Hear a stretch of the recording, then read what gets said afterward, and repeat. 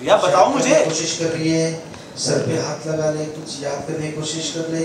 Rohan notice करता है, रोहन कहता है मेरे को स्टोरेज रूम में आग लगी और वहाँ पे बहुत स्मोक था और भाभी की नाक में बहुत स्मोक चले गया था, तभी उनकी सांस लेने में दिक्कत हो रही हो और क्या पता ये इनका वहम।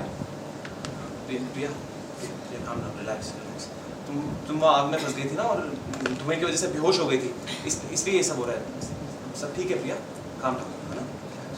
सब ठीक हो जाएगा, तुम सेफ हो। मैं हूँ ना, लुक एट, मैं हूँ ना,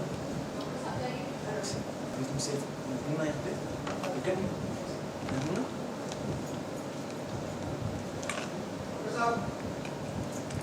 सब ठीक। आप सब लोग यहाँ क्या करते हैं? चलिए बाहर चलिए प्लीज, पेशेंट को रेस्ट करने दीजिए, इनकी हालत अभी पूरी तरह से स्टेबल नहीं है। चलिए सिस्टर, इन्हें बाहर ले जाइए। मिस्टर शेखावत, मेरे को फॉलो करो, जाओ। रोहन अंजलि निकल जाओ। लुथर को कॉम्पैक्ट कर, लुथर चल।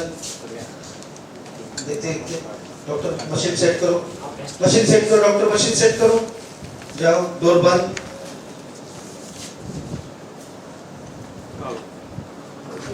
बोल से चार्ज।